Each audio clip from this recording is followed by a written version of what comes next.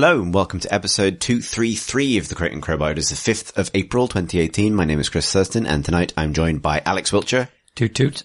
And Tom fuck. Again. You threw me with the toot toot. Tom C. Fuck. A perverted Mystery Tom. Crate and Crowbar. The mystery perverted Tom. Tom C. Fuck. John C. Reilly. No, it's Tom Francis, and let's just keep going. There's no way back from that. It's fine. We're writing this one out. Tom Francis, hello. I'm here also, hello. Not the rogue third Tom. Mystery Tom. Yeah, Tom C. Fuck. Is it seed fuck or It was C. I started to say fuck? senior and then corrected myself. Fucks in the sea? Only he can tell us when he returns from the sea. Tom Seed would be a Far Cry villain. That's what I was thinking, yeah. Yeah. It's the one that has a lot of sex. We should maybe jump straight. Seed Sex would be a double-barreled surname, I guess. I just spilled gin all over my trousers. This is going well. Smooth start. And the bad news, guys, is we don't really have any news. So, Straight on with the swearing and the spilling. yeah, I think maybe the last time I think you were on the podcast, Alex, it was a shambles as well at the end. I think it is definitely me. I think maybe we're in continuity with whatever part of the Wiltshire verse. You start with a toot toot. You're cursing the whole podcast.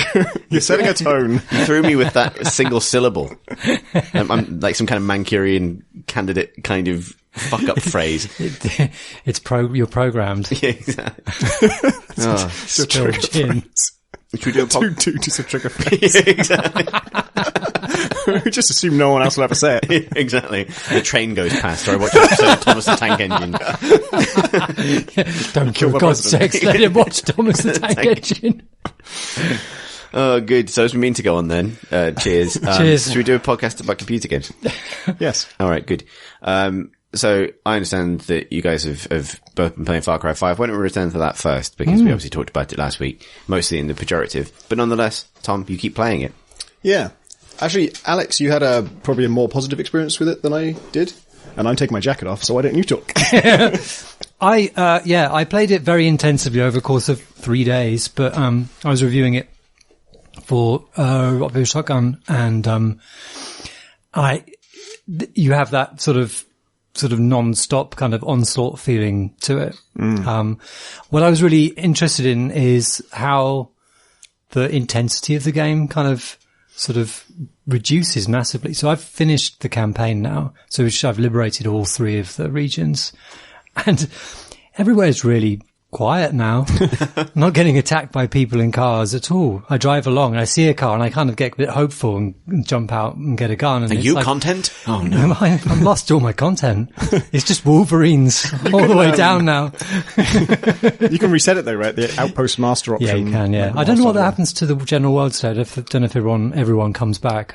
I expect so. That's how it generally worked in the previous games, isn't it? I remember this being how it worked in Far Cry 3. I don't remember noticing it in Far Cry 4, but like the more outposts it would not only fill the outpost with friendly people, but they would also have like friendly cars driving around as well. And then you just have more people on your side and you'd make it more, tranquil. For a time, it seemed like the more you liberate a region, the more they ramp up the attacks against you. Like but that's more related to your the gauge thing, the kind of like how angry or irritated the boss is about you doing stuff. Because once they're gone, the plane goes away and so on. It starts hunting you. And what the weird thing about it is that as I become more and more lethal, like the challenge of just being in the world has kind of plummeted. And so I was playing last night, 2 nights ago, and I was kind of a little bit bored because there were loads of little side quests and things to do, loads of bits and pieces, like those prepper stashes and things. And I was just going to them without anything getting in my way, and it felt really weightless and really kind of, which is kind of a shame because I was definitely really annoyed with just how much things were getting in my way when they were getting in my way. And then I completely missed them when they were gone. And it just led the fact that I never really found a sweet spot kind of disturbed me a little bit in that, I can appreciate that they want to put some friction in front of you so you don't kind of just rush out into the world and kind of experience it all too fast. They want to slow you down a bit. They want you to kind of, for it to be some sort of something in front of you trying to get to the next obvious thing to do. But that felt irritating back then. And now it feels, that weightlessness. I started going, more lethal. Well, I guess I'm always lethal. I think the game doesn't really distinguish, right? Like the takedowns look non-lethal, but I don't think it actually tracks whether people are dead or alive. I've gone less stealthy lately because I discovered that, it has this companion system and you can pick, up to 2 companions. And there are, I think, like 9 story companions, like characters you meet through the story who then you can have following you around in the world, and they have special abilities. They have sort of unique abilities that make sense for their character and, that have been hand designed just for them. But then you also have like 3 slots for generic buddies, like just NPCs that you meet and talk to. And those like have different classes. And I heard some of those early on, and I noticed that they have 2 skills, but they don't sort of unlock until they get a certain amount of like kills. And so I was just curious about what those were. And so I just brought rocket launcher lady and shotgun man along with me, as my 2 companions. And of course, stealth is not really an option at that point. Whether you want it or not, that's not going to happen. So we just parade through I actually went hunting. I was just like, I'm just going to look at a bear and just point to it. And it just explodes and then shotgun shots. And those skills are actually, quite interesting. Like the shotgun guy got a perk where his shotgun shells will sometimes set things on fire. So when he's firing, it'll just like create total havoc. And then the RPG lady got one where if I'm taken out and she's the one who brings me back, I come back at full health. And then she got another one that was like, she recovers faster or something. And then the shotgun guy, his second perk was that he can resurrect animals. Veterinarian is the name of the perk. I guess resurrect is not the right word. Revive. And my usual pet, my usual companion, if I'm, just playing like an outpost, I'll just take the dog because the dog tags people for you, and stays in stealth. The dog brilliantly avoids detection, or avoids alerting enemies by the fact that he's just a dog. So they see him, like there's a dog running around, but they're just like, oh, it's just a dog. So he never blows my stealth, which is great. And so then suddenly the idea of like having a second companion who can revive my dog is actually quite interesting. Like a dog medic. Did you, or a vet, as they say. There's Peaches, the cougar, who's also a stealth. Yeah, I've just got cat. Peaches does not appear on my binoculars menu. And I heard like, I think the bear, you can't order it around or something, or you can't tell it not to attack or something. Is that right? You can definitely order it to attack stuff, and it does, but I just wonder, like, on my binoculars menu, it has like, shows you little pictures of the companions you can order, and it shows the dog, but it doesn't show the lion. I hadn't noticed that, actually. But I do seem to be able to direct the lion to kill people. It would kind of make sense that the bear would just kind of charge kind of willy-nilly into an area. If you order it around, it should turn to you and say no. I have enjoyed I did take Herc, who is the RPG toting. He's like the series 1 returning character, right? Yeah, he's been in all of them. So that if you go to his house, there are some boxes and they're all marked the places that he was in previous games. Nice. There's one box saying Kairat shit. There's one saying, what's the area that? Caveman Land. Caveman Land. and so on. Eros? No. What's the one in 3? Island. Brook Island. Primal's place. And so that was quite nice little kind of nod. But yeah, he's just, shoots immediately, like as soon as you order him to, and then suddenly it's exploded, and like I have nothing to do because he shot it with an RPG. So I was sort of, I don't have to do anything because I'd kind of gotten used to. I had plane guy, who's one of the first ones you get, and he has a little sort of seaplane, and I found him like Tom Seaplane. Yes, Tom Seaplane.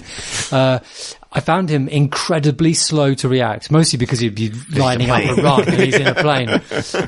And very, very inaccurate. So he would do bombing runs or strafing runs and he'd miss what I was aiming at. He will like come in and then say, no can do, I'd hurt a buddy. Like if there's friendlies around, he won't do the bombing. Oh, really? That's interesting. I haven't used him for a while because I've been so appalled. But I have quite enjoyed just how unreliable he's been. I call for him if there's another plane. If there's a plane hunting me, I want a plane on my side. And then I just kind of forget about them and hope they sort it out amongst themselves. Yeah. This is such a mad game. And I am almost jumped. Like, I really like the idea of the open world RPG pretty much, where you have this kind of rotating cast of characters you swap in and out to solve particular problems. It's just such a weird fit for Far Cry in principle, right? Because you're a magic person and dog and vehicle summoning. I guess it's just Cause at that point, isn't it? Yeah, pretty much. Does have a feel Just Cause actually, like, particularly if you get in a plane or something and you go looking for these grain silos that you, they're big red structures, and if you see a big red structure, you blow it up and you get points for that. And, I think it has the same system of like just general destruction and general doing blowing up, shipment. All counts towards some trucks. big progress meter. Yeah. Yeah. And I think, but one of the things with the buddies is that a few of them are really annoying. Have you unlocked the helicopter woman? She just continually helicopter. Well, there are some quietish ones. I quite like the bow. Dog is very quiet. The dog is excellent because it doesn't, but of the humans, the stealthy bow woman. I found a generic Jess. bowman, but I haven't found a There's bowman. Jess, the bow, person, and she's kind of, I found her really useful. I've used her the most. She swears all the time, so she's quite funny to just say sort of fuck, and like, and it's good, it's fine. Good one, Jess. Write that down. But then there's the helicopter woman, and she just talks about sort of having sex all the time. So it's the woman who says fuck and the woman who just talks about it. It's just all the time. And I was actually playing with my son, which is probably all right because it's not that violent, this game. And she was just talking on and on about stuff. And is this like ambient? So this is ambient. This is while they're ambient chat, and she does not stop talking. And because you can kind of get out of the range of, I mean, they come over the radio if you're out of range anyway, but like usually when on foot one is telling you about whether they're engaging stuff or not. But a helicopter pilot generally doesn't have much to talk about, like not in the same way. They don't have the kind of, it doesn't appear Still that flying way. Helicopter. She's just making cracking jokes about kind of sort of sex she's having, sex she's had, sex she wants to have. And it's sort of, this is too much, too much. I'm firing you, sex helicopter. You do, like, when you dismiss a buddy, because you can only have two at once, so you, if you want another one, you got to dismiss one of your current ones. They have like a line about it, and they'll say like, all right, see you later or whatever. But they're still in the world. They have to sort of manually leave. And often I'm changing buddies because it's not working out with my current buddy in the combat situation I'm in. And so I'm trying to get out. Sorry, but this isn't working out for me. Bang, bang, bang. Like my two buddies are alive, and then I still see a revive icon, and I realize the one I just dismissed got killed on the way out, and now we got to go and save him.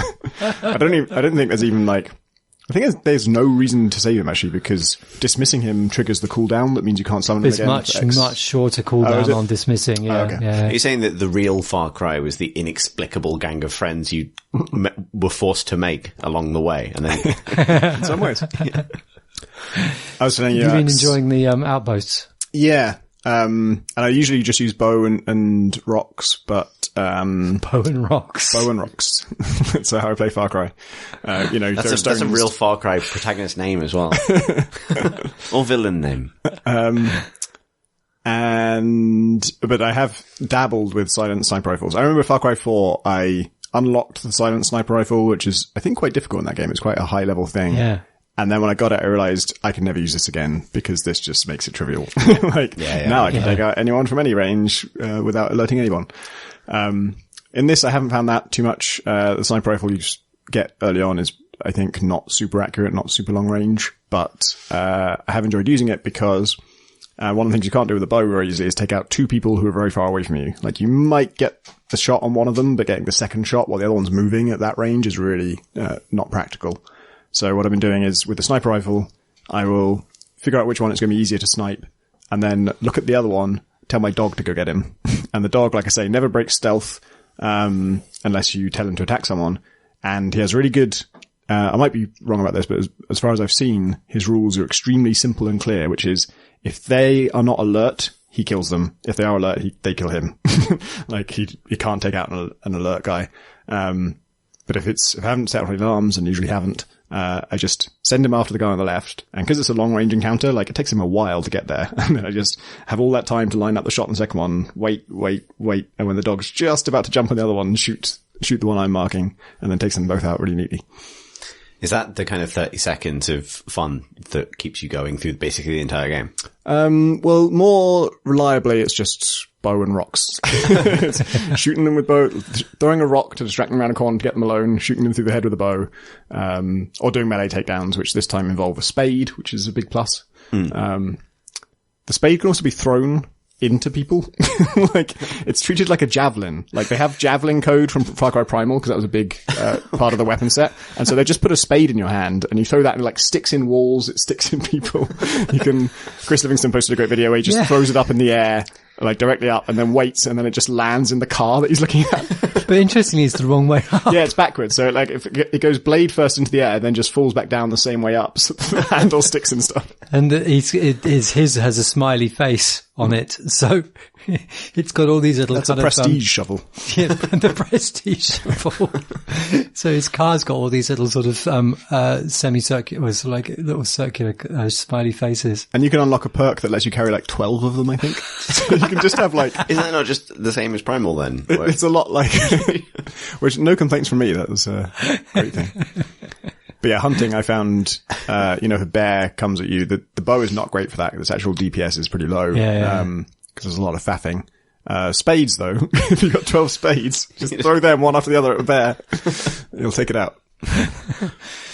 Yeah, I found it, I invested in one of the rifles. It's not a full sniper rifle, but it's got a kind of a nice scope on it, which is fine for medium and even close up at a pinch, and then fairly long range stuff. And, I did feel that it was a bit too powerful, and I just used it all the way through, and it's really good and totally silent and incredibly, but it's such the feel of getting hits and the feel of bullets kind of striking stuff. There's a little thwack, like a delayed thwack, which is actually really good at communicating. I remember you saying, Alex, elsewhere that this was your favourite Far Cry for Outpost simply on the strength of the guns. Yeah. How so?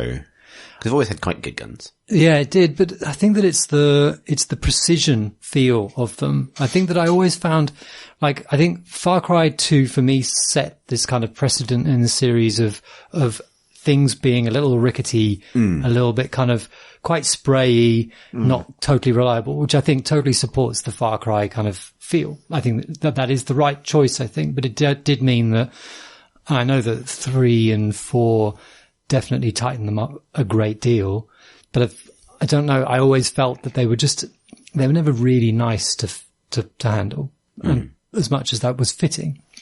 In this, they seem to have gone just full Clancy, but they feel like precision You never hardware. go full Clancy. They're very kind of like this silenced, I think it's an M16 or something that I'm using. I have it on single shots. If you go full auto, it's very, very, very sprayy indeed, but single shots, it just sort of purrs the bullets out of it. And very, very, very immediate and very kind of, it just feels really precise and responsive.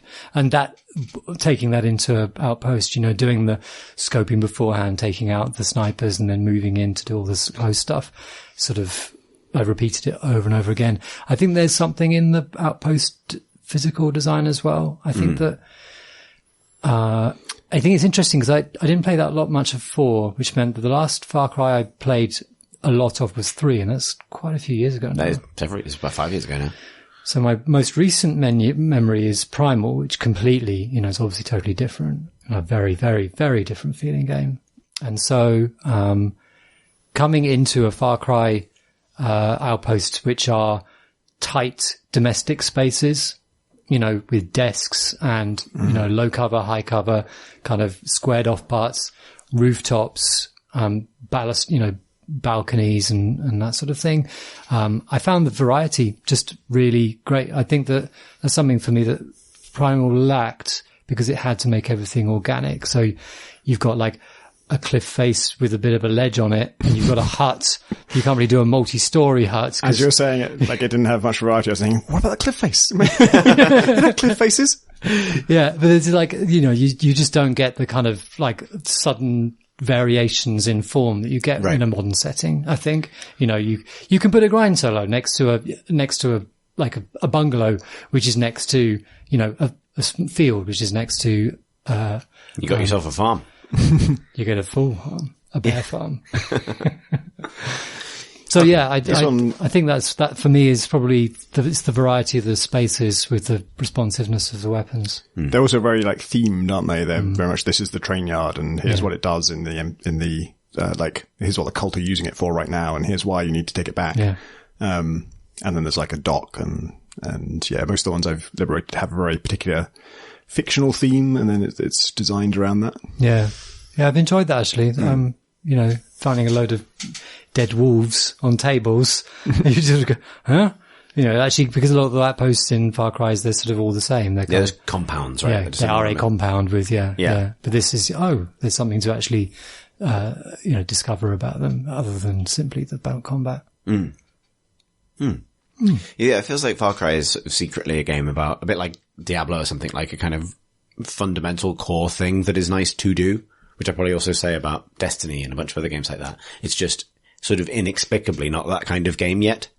Like, it almost feels like it'd be the easiest thing in the world to bolt a loot chest onto the end of every outpost, call it an RPG, and just let you go. But weirdly enough, I'd be up for that. It suggests that kind of like Far Cry 2 got it right with the restocking outposts, because you could see, I can't feel out whether it would be that as frustrating as 2 felt, but having this sort of, an active kind of front and that shifting around as play happened without you just clearing the map, which is what happens, now. The option to repopulate the outposts, was added in a patch to Far Cry 3. Yeah. So Far Cry 3 was, unlike 2, they don't respawn. It made a big deal of you capture the territory, you get to keep it. And then pretty quickly people said, hey, but that makes it really empty once I've conquered them all. So they patched it in the option to repopulate all the outposts, and they've had that ever since. Yeah, it feels like that's the assumption that you wouldn't do that is based on the fiction rather than the actual game they made, which is really interesting, right? Like if you play Diablo, to go back to that example, you assume that the goblins will return because it's kind of what they do is kind of make sure there's always something for you to fight in a fun way. Like, you would never expect Diablo to go like, I'm really sorry, they've all gone. You've killed all the goblins. Yeah, they're gone now. They're terrified. Like, they're terrified of you. You won. Congratulations. And a bunch of nice goblins, rebel goblins, have populated the place. They're driving their jeeps around. I'd actually completely play that game. In fact, I would be more interested in Far Cry if it was some sort of strange quasi-fantasy world. Like Far Cry Shadowrun would be incredible. And actually get around all of the problems. It would explain why wolves are magic. Because they're only magic in one context, and that's basically D&D and derived products, right? Yeah, that'd be great. What if? Yeah. Why not? Come on, Ubisoft. That's basically Shadow of Mordor, right? It's not that far off. Somewhere between Far Cry and Shadow of Mordor is the game where you're like fucking gung-ho, all guns, Radagast. Hey, Shadow of Mordor sold really well. Or Shadow of War. Shadow of War. Shadow of War was the most recent one, right? Yeah. That was in the Steam Spy Guy did a talk at GDC. I didn't see it, but I've been catching up. And I just looked at his slides and the list of the best-selling games of 2017. It was number 9 or something. Oh, wow. Huh. See, then there's mileage in this idea. Didn't they just unilaterally strip out all loot chests from that game as well? Yeah, that's some news. That is news. Yeah. Good to get there in the end. Yeah. 20 minutes in. Cool. I love reading these retraction statements. When they took out the real money auction house from Diablo, their reasoning for doing it is almost word for word what I said to them at a preview event when I was showing the game. Isn't that going to rob how special it is to find these items? And they were I think that the frustrating thing was that they had to claim that wasn't the case. They didn't believe that, when clearly the game designers did believe that, and the money men said, no, you've got to do this because we'll get a cut of the profits. And you're saying for these loot chests, like them explaining why, we cut out loot chests because actually they take away from the value of earning these orcs through, you know, you don't want to find the recruiting them and stuff. Like, yeah, we know. Like any idiot could have told you that was the point of your game. This can't be a revelation to you. Yeah. Yeah, we took this out because we feel that people might develop an unhealthy spending habit around them, and like almost certainly the reason they took them out is people didn't buy them very much. We thought, like, we knew this was going to ruin the game design, but we thought it would also make us a huge amount of money. Didn't make us a huge amount of money. So. Yeah, Far Cry's free of that kind of thing, is it? There are silver bars in Oh, it. No. So it hasn't got loot chests, but there is a purchasable currency in it. So I have found some silver bars in game, and then I also got the option to buy silver bars with. Actually, no, I suppose I've just seen the option to buy silver bars. I assumed it was with in-game currency, but perhaps it's real currency. Real money. Quite expensive as well by the looks of it. And the spade with the smiley face on it costs 1,000 silver bars or something. Yeah. Is it available? But it's available for in-game money as well. Yeah, they all have two costs. There's like $1 I've cost. Got shitloads of money. You can pay the iron price or the loot box price. The silver price. But that is trading entirely on the whole kind of Far Cry arcade side, because that's what the hell is that? Will be. We should talk about that, because that seemed really interesting. It's what Far Cry's been done all along, but entered into more earnestly and kind of with more focus. So it is a full, sort of level editing suite, and you get to publish your games on it, which you've been able to do in Far Cry since 2. Yeah. And I think the editor isn't much different to what it's always been, more or less. They've put in a load of assets from the Ubiverse, so you've got Assassin's Creed stuff and oh my god, Clancy things probably. But if I fire it up, presumably, like if I fire up arcade, I also can play those things. Yep.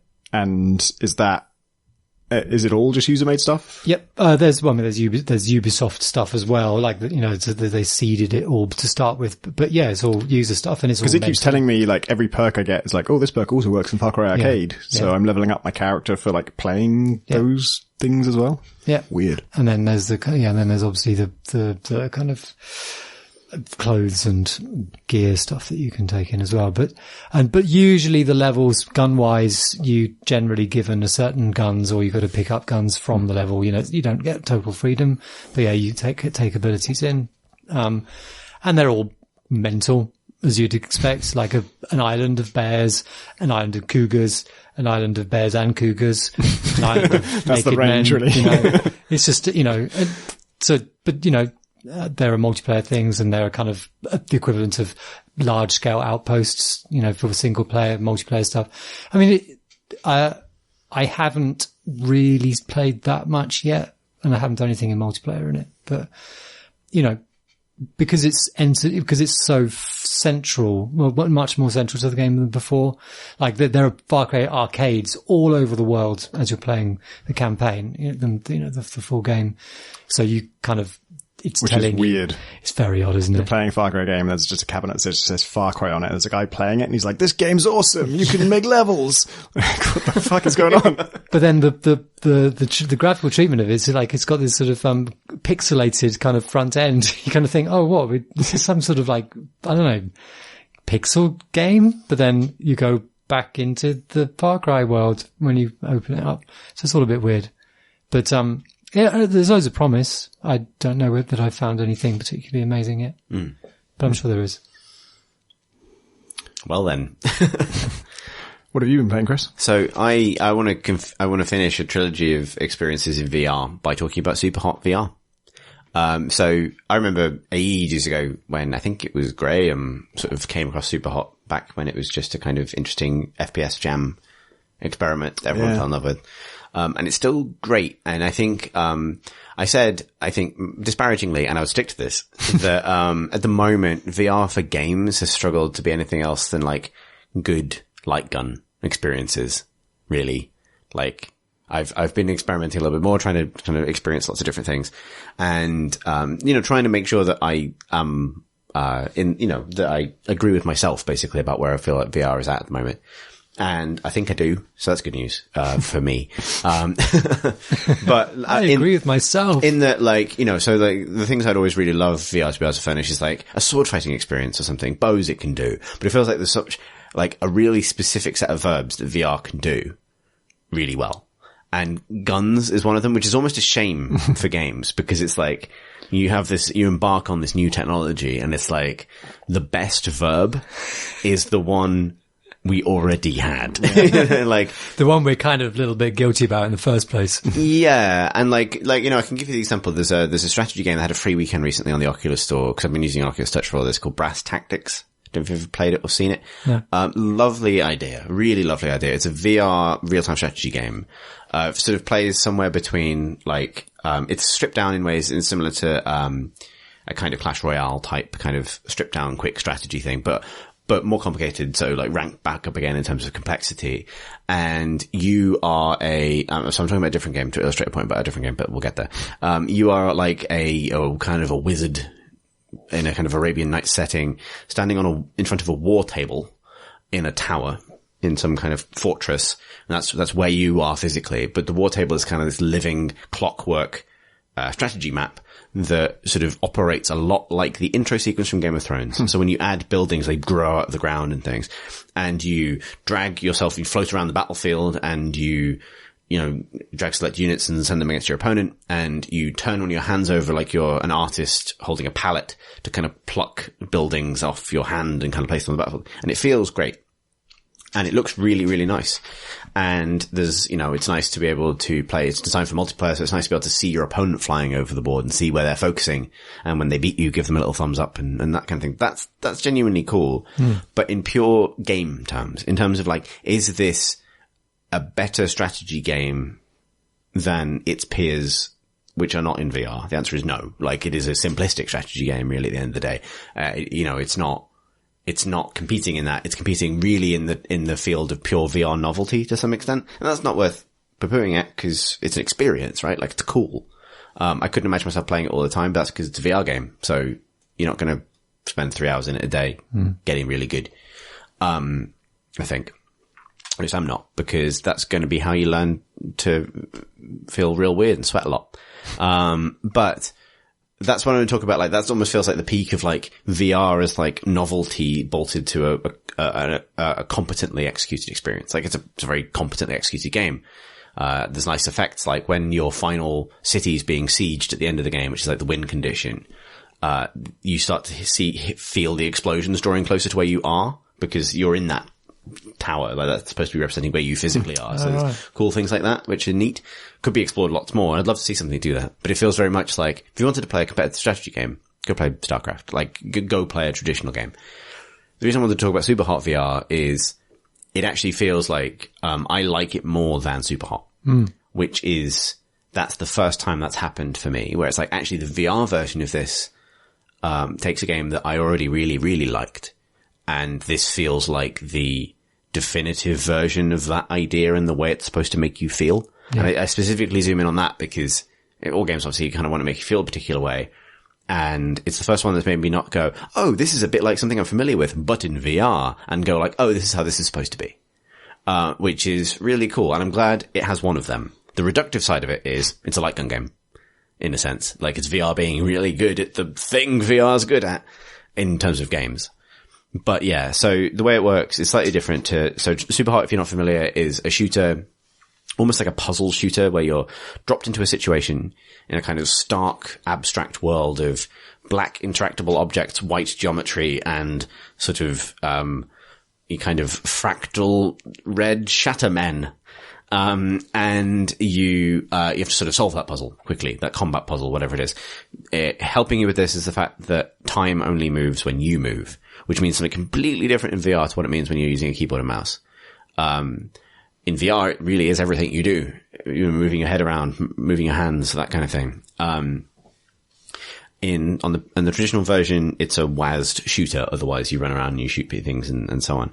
In VR, it's more like, sort of much more scenario based. Like, you get dropped in, like, you have full freedom of movement to the extent of your VR play space, but there is no movement controls in the VR sense, where like a lot of VR games have like a teleport or something to let you move around. There's none of that. You're just in this scenario, solve this basically.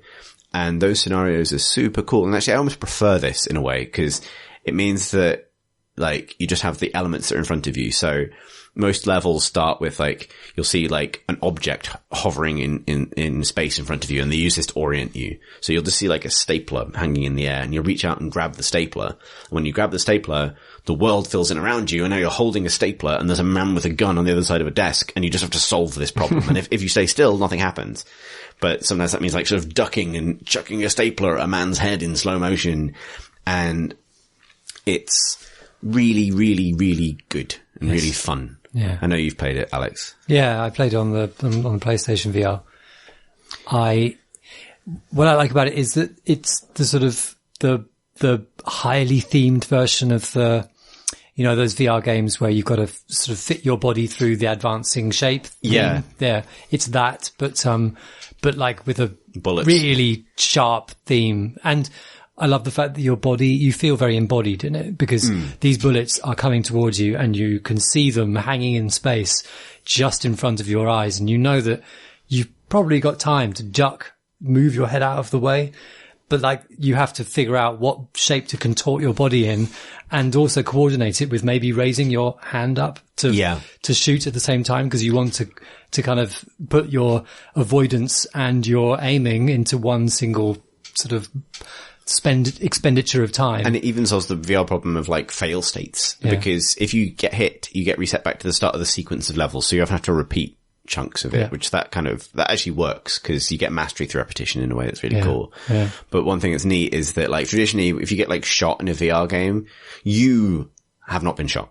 That goes without saying, right? Like traditionally. Well, yeah, but like this is an issue. This is an interesting problem for VR shooters, right? Like you're embodied. So if I get hit, how do I feel that? Like, why should I care? Because I'm not, I'm embodied in a way that I never normally am in a game. I can't, but that means it's harder for me to abstract health bar onto the character I'm playing. I don't see a UI most of the time, right? Like, and so what's really nice is you get hit and there's good sound design around, like you've just been hit, and you have a moment to look around, and you'll often look down and you'll see the bullet that got you, like, just shattered in point of impact with your body, and the trail leading from the guy who shot it. And you go, and that's it. And you go like, that was it. And then you go back and you go back to that point. Think about that time. Next time you get it right. Do you see your whole body? No, you can only see your hands, but you can sort of it's quite smart about, you can't see your body, but weirdly, it kind of knows. Or like, it's a successful illusion of having it, like, whenever I've been hit, I felt like, okay, yeah, that's a fair cop. Like, I'll turn around and there's a bullet in my physical side, but I'm invisible, if that makes sense. I always wonder what happens if you stood on this windowsill and then like used a system of pulleys to lie horizontally in your room so that your head was in the position it normally would be, but your torso is totally horizontal. And then if a bullet passes under you, like realistically, it shouldn't have hit you. Yeah, I think at that point you would have broken the game. You played yourself. Yeah, exactly. Yes, I had a bad experience. But I've had I've had a lot of fun with it, and like, it does, because of the nature of the scenarios, because you're not teleporting around, you get, like, obviously, this comes with the caveat that nothing you ever do in VR looks cool from the outside. Right? You look like a bell end, and there's no getting around that. However, it feels cool, which is what matters. Yeah, you feel incredible, and you pick up. So the ones where you've got like these like something on the black object that you can interact with and pick up on something in front of you, and a gun, and you're picking up the gun with one hand, and you're picking up the other thing to throw it with the other hand, and then you're shooting with your left hand, and then you run out of bullets with that one, so you throw the gun at them, and you just think, I am the fucking best. The best one is like when you know a particular moment well enough that you know where stuff is in your peripheral vision without even being able to see it. Yeah. So you just like reach out sideways and grab guns that you can't even see. Like, cause normally, like, one of the things that's unrealistic about VR is you're so dependent on your eyes. Like, in real life, you have all sorts of spatial awareness that come from, like sound, even just your implicit sense of where something's going. Like you have much wider peripheral vision than you do in VR. Some of the VR kind of creators I've spoken to recently have pointed to not resolution, but field of view as the single biggest issue with VR at the moment. That it's not how good the screens are. It's the fact that you're still locked to like this kind of 85, 90 degree band, which just humans aren't when we're used to something much, much wider. VR,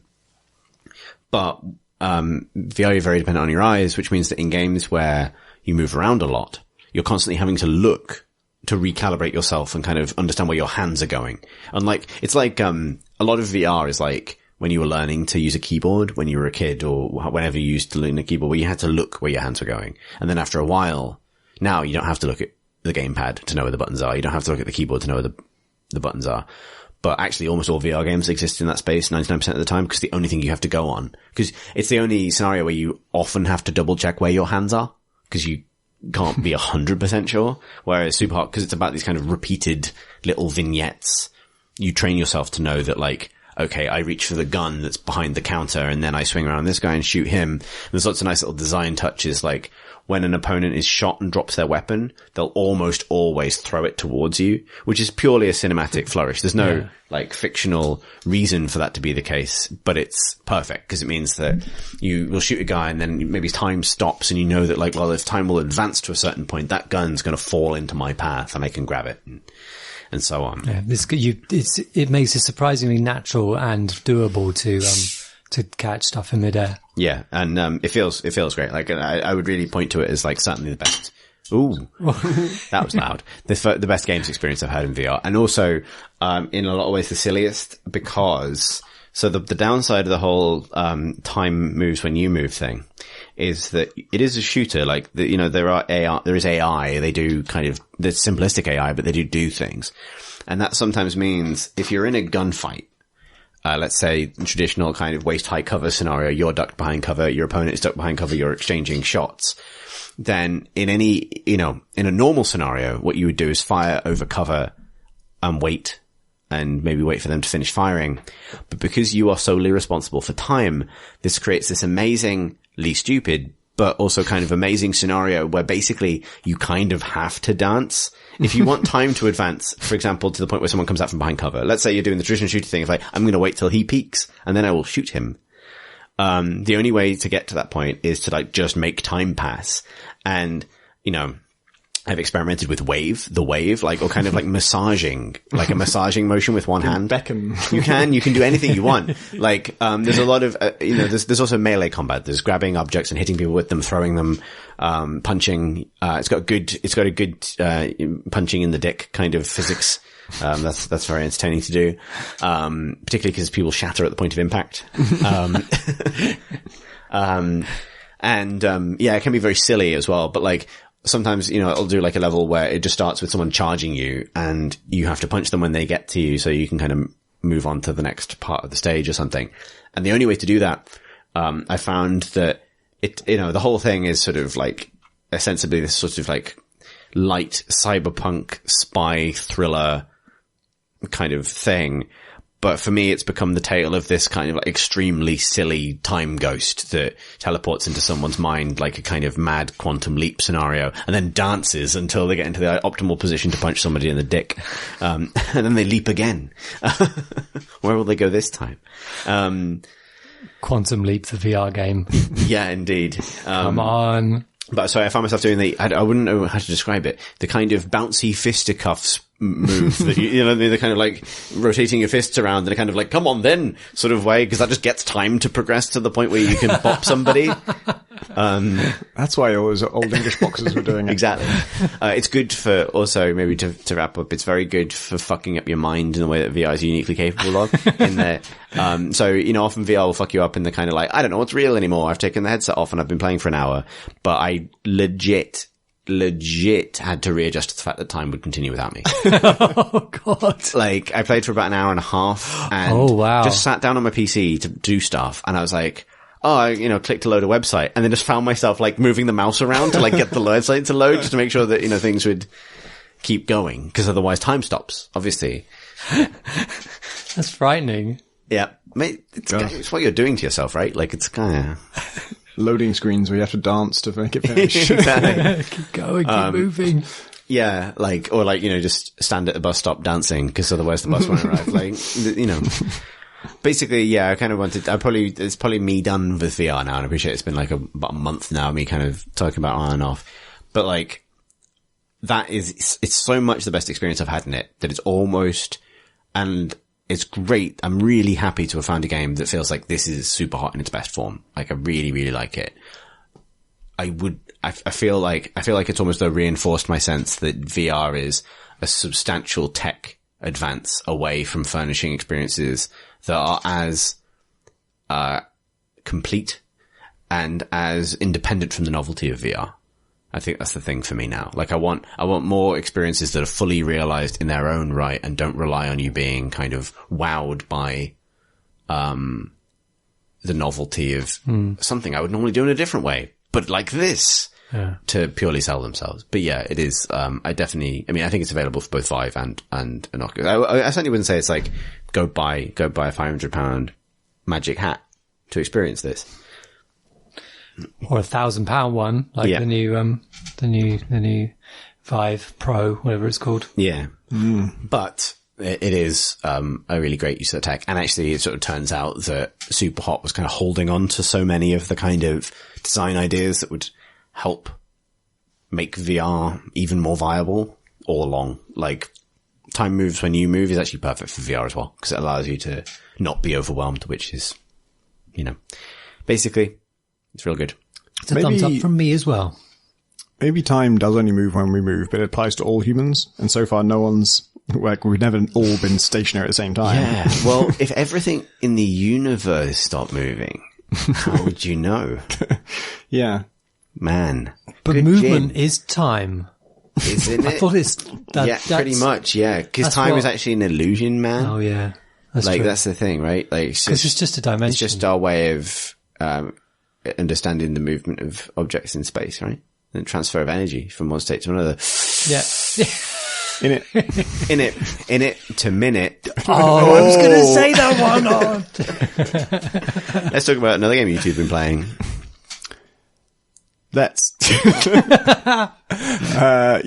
Minit just came out yesterday. I don't need to get that right because it won't be true by the time you listen to this.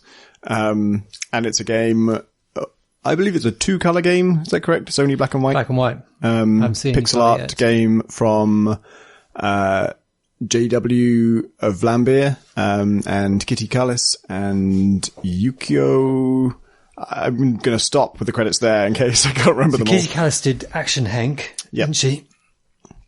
And this is a game where you wake up in your little hut and you leave and... You are a duck, by the way.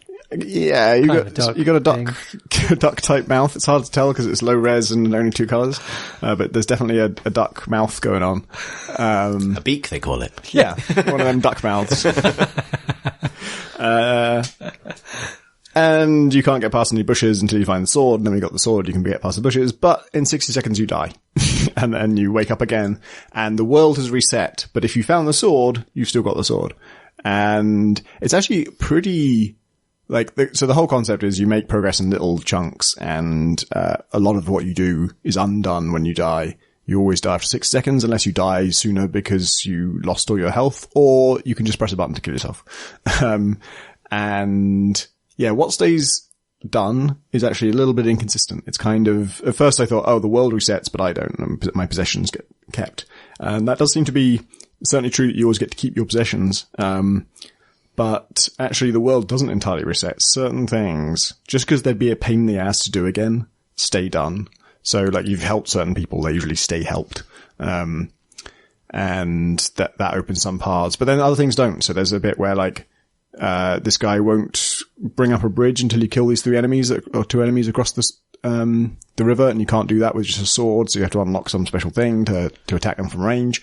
Once you've done that, you kill them, he opens the bridge, and then if you die and you go back there, you have to do it again. You still have to kill those 2 people. You still have the ranged ability that let you do that, but you've got to sort of do the quest again, which is a strange thing. Yeah.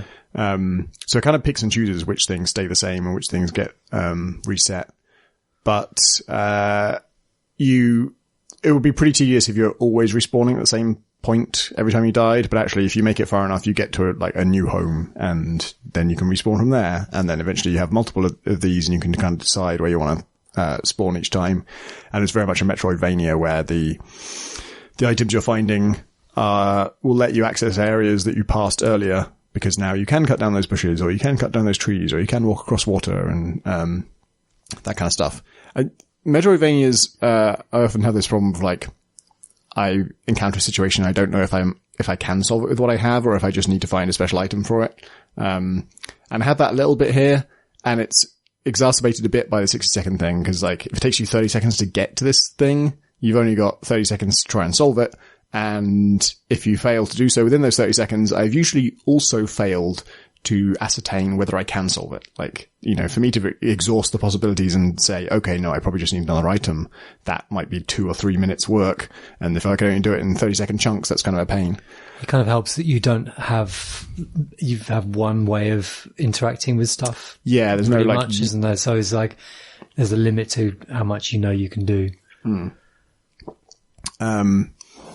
That is helped a bit by the fact that it's a very open world, and there's the sort of the options you have and the routes you can take kind of expand exponentially, because you get the sword and you hack past the bushes, and then you get another item, and the other item leads you to another thing, and often, the time you get the third item, you have not yet explored all the possibilities that the second item opened up. And so as it goes on, it becomes more and more open. So I'm at the point now where there's sort of 4 or 5 different directions. I know, I'd never crossed that river, and I have a way of crossing rivers now. And I know that, once I was trapped by a tree, and I haven't been back there since I got the ability to cut down trees.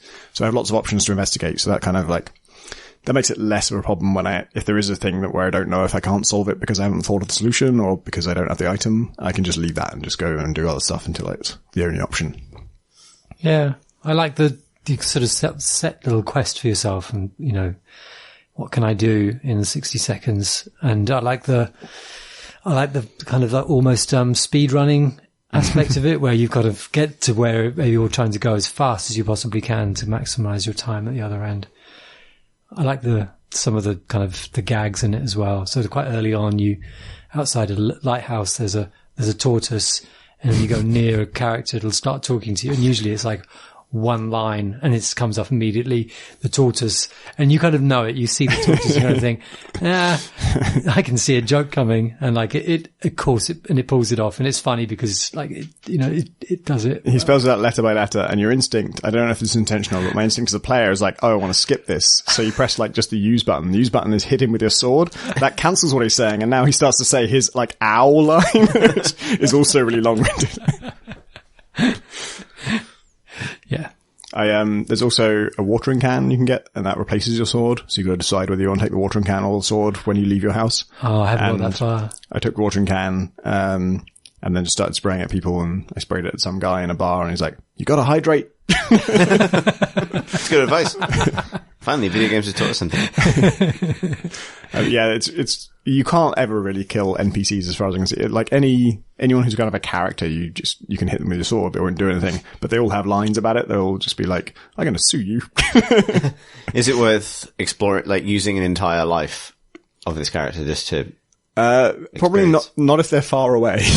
Right. But like I've got to a hotel now, and that's my home, and I'm also recruiting guests to stay there. I'm sort of finding people, like if I get them more business, they're going to help me out. So I'm persuading other people to stay at the hotel, and now I've got this cast of characters in the hotel who I can, the guy who wants to sue me, he's there. They're like dungeons as well, which are dark, and you've got to get a lamp before you can go in there, and then they're usually little mazes, and you kind of go in and they kind of start curling off around, and you go, oh no. I wanted to find something, and now it's kind of you wasting all my time for this run. Yeah. I keep finding like the limit of my patience with it. There have just been a few times where like, I've just got to a factory, and I sort of have 2 different bases I can get to the factory from, and both times it takes me about 35 seconds to get there. And so having 25 seconds in the factory to figure out the next bit is okay. I can have like one stab at it, and I know what I've got to do. But when I do fail, having to do the 35-second walk again 25 seconds is fine, but I can't have the 25 seconds right away. I've got to spend the 35 seconds just repeating the same process to get there. Yeah. And they try and design it so that's not necessary. Like, I recently found there is a shorter way to the factory, but it's really counterintuitive. It's like a totally different route, where two areas I didn't know were linked. And so you can get into a situation where it feels more arduous than it needs to be. It's very Dark Soulsy, actually. Like the bases you get, like the bonfires, and the way that everything resets on a new run, the way that you get to know routes very, very well. It's very similar. The fact that kind of the fact that you pick up something and that is now yours between lives is very, very Dark Soulsy. We should say, Duck Souls. It is spelt, Minit. And there is already a fan game called Second, where you only have 1 second to live, but you move very, very fast. I saw one that's it might be millisecond or something. Oh, God. Just the little duck just flicks between being stood up and flying down.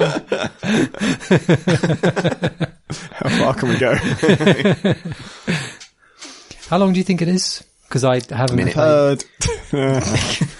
I've heard it's about 2 hours, hour and a half. Oh, okay. Oh, wow.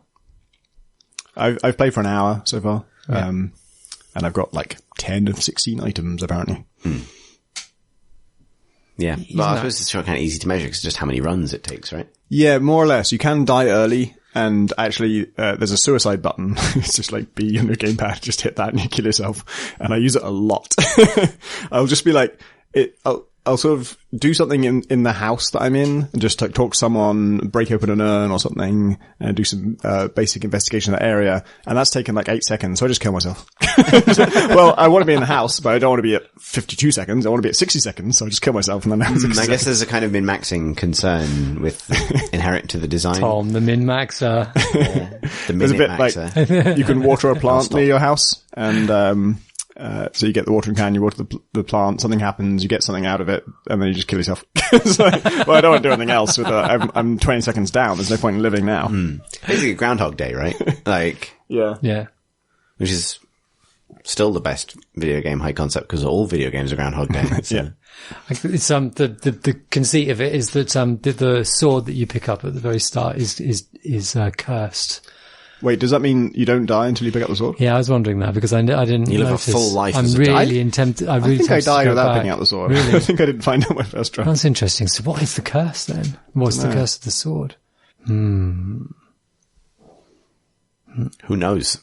And presumably this is revealed in the game Minit rather than on this podcast. You'd think. Hopefully. Shall we do some questions from questions? Yes. Yep. Great. I'm glad we had that motion carries.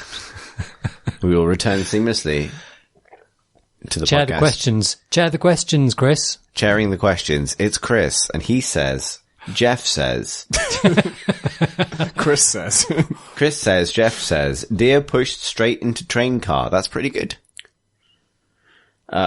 Despite the amount of time spent commenting on Into the Breach the last few months, I feel as though very little discussion of the game has occurred between hosts.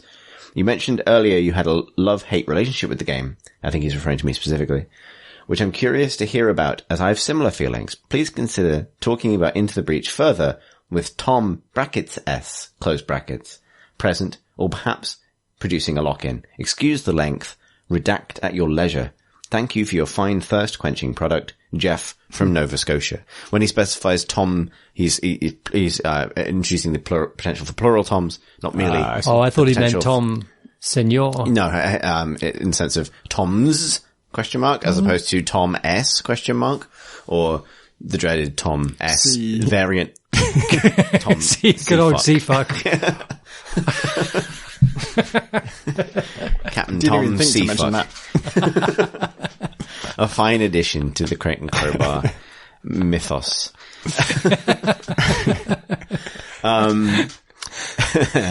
So yeah, Tom Francis is currently wearing an Into the Breach t-shirt. I am a bit I was going to say on brand. I'm on their brand, not on my brand. But it is your brand, I think. It is your P brand. When everyone arrived for the podcast this evening, I was playing Into the Breach. I'm Alex, the only non-breached. I'm not. In what way have you breached today? I haven't breached at all today. I haven't breached for a few days, in fact. But I did crack installing it on my Mac the other day, but have managed to survive that so far. I realised recently this is bound to come to iPad, and that's going to be an amazing thing. Yeah. I kind of want it on iPad already. Like, I found that FTL had a new life every time it came out on a different platform for me. Yeah, I actually just yesterday, I'm probably 170, and I just yesterday completed it with the last squad. So I've now completed with every squad, and I don't have every achievement. I cheated. There's a squad that you only unlock when you have every achievement, and that is one of my few gripes with the game, is that in general, like, getting achievements to unlock squads is a good system, I think, because they make a really big deal of the achievements are not just like arbitrary grindy things. There are some grindish ones, but they're not tucked away in the Steam interface. They have a whole like menu that they show you of like, here's all the achievements you can get. There are 3 for every squad. There are like 12 general ones, and it feels like this exciting menu of experiences you can have with this game. It's it feels like they're saying all these things are worth doing. Like, you should try, if you've never done like 2 islands in 30 minutes with the Lightning Squad, you should try that. And for the most part, that's true. And it works really well, except that there is a really, really big reward for getting every single achievement, which is there's a whole other squad you unlock if you do that. And that involves, you literally have to get every single achievement, and most of them are good. But like any game, not every achievement is good. And in particular for me, there's one where like, it's a secret. You just got to find a secret in the game, and there's no guidance on how to do it or how to go about it. And if you don't know what it involves, you could easily I did play for 150 hours without ever encountering this thing. And then I just looked it up in a guide, and I just said, oh, you have to do this, and that unlocks it. That kind of sucks. But it only sucks because you have to get every achievement. And if they just made it like, it's 25 achievement coins to unlock this secret squad, and the cost of unlocking all other squads, if you add them all up, it comes to the exact same number of achievements in the game. So you have to get every single one if you want everything. If they just reduced that by 5, if it was just 20 instead of 25, then you have to get like nearly every achievement, but any ones that you really think are a pain in the ass or just seem kind of grindy, or you kind of already done that, but in a different way, you could just skip those. That would be fine. For me, it was like, I did get the secret one because I looked it up how to do it. And then there's, the ones I didn't get are all on the random squad. So there's a custom squad where you can pick different mechs from different squads and design it your own way. And there's achievements for doing that. And there's like, do it with 3 flying mechs and do it with 3 of the same mech. And I figured out, if I pick 3 freeze mechs, they're flying and they're the same mech, and they're kind of nuts in that they do no direct damage, but it's a really powerful ability. And I figured out a way to complete the game with that, and that was really fun. And part of the fun of it is like the meta game of like, I can get all these 3 achievements in the same run.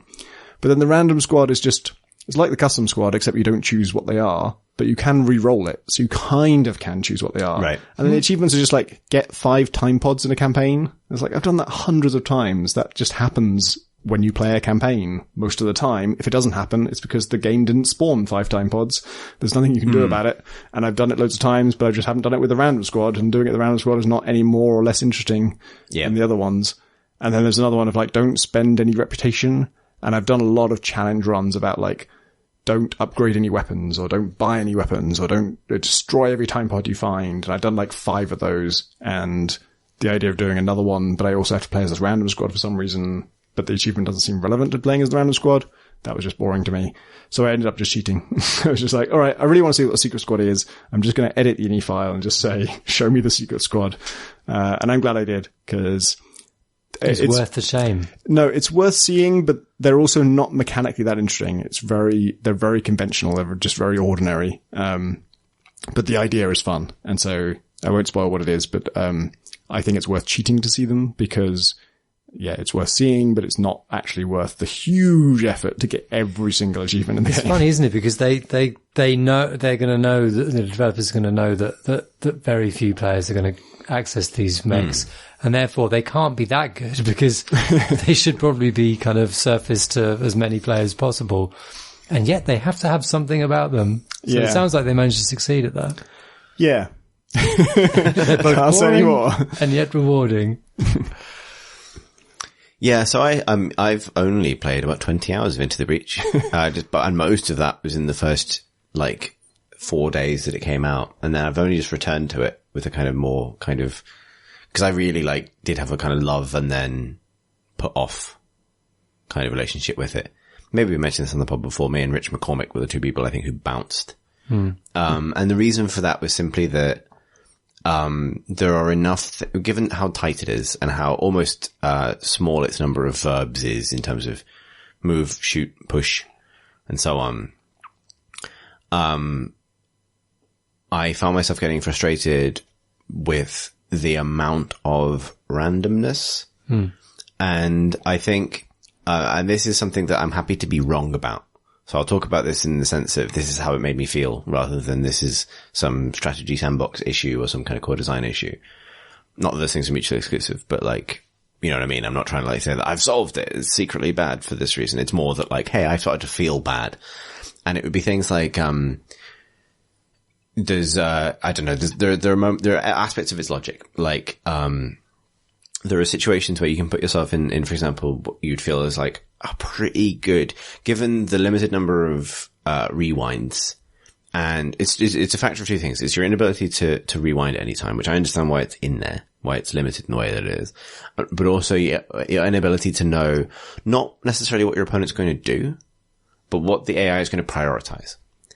And so for me, I felt the game swang really hard. Swang. Swang.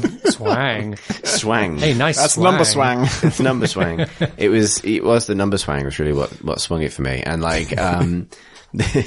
it swung, which is the word in English, really hard between, very easy despite the professed difficulty of the level, and very hard based often on things I felt like I had no control over. The best example of this, and often I think these moments revolve around the webby bastards.